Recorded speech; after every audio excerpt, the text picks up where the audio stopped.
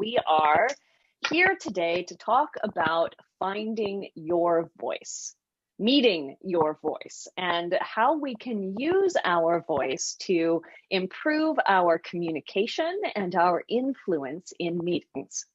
So we are scheduled today to run for 90 minutes. And our host today, our instructor today is Mr. John Barron. John, wave and say hi.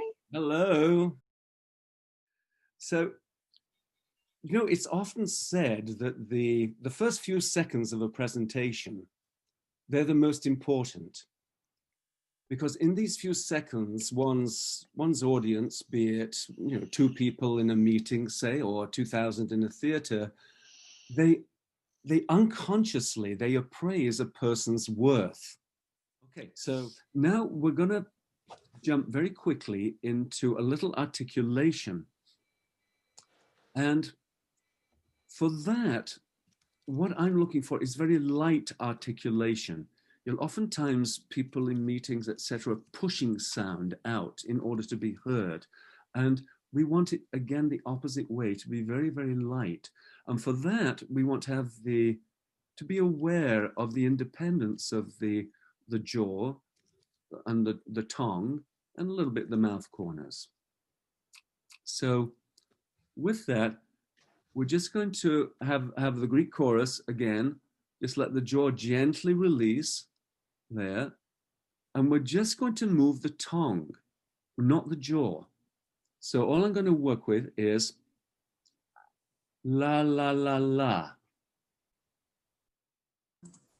If you can. La, la, la, la. Very good. Okay. Okay. Now, we're really, really exaggerating. You're not going to speak like this in a business meeting. I mean, please don't. Okay. But when we start to hear these distinctions and we can start to clear it up, no matter what the accent, people will be able to hear you.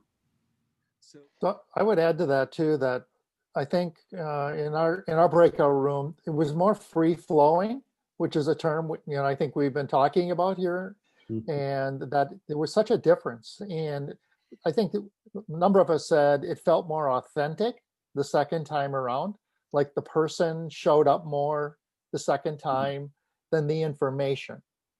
Good. Great. Wonderful, thank you. Does anybody have anything else different? Swimming with your vowels. What a fun way to put it.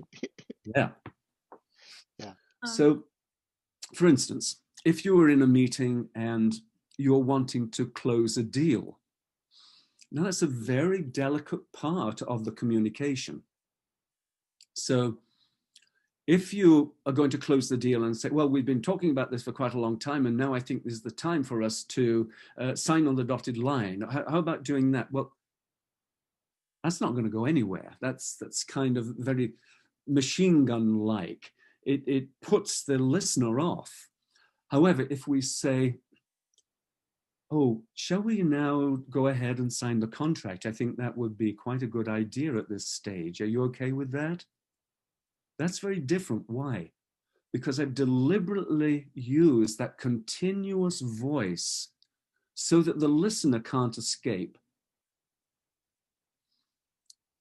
They have to stay with you if you continue that sound. And therefore, when you come to the most important line and things you have to say, then they're listening to you, they're at ease, you're putting them at ease, so then they can make a decision with ease and not with a startled response that comes from the way I did it the first time.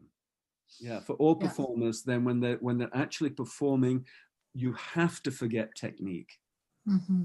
You just have to forget about it.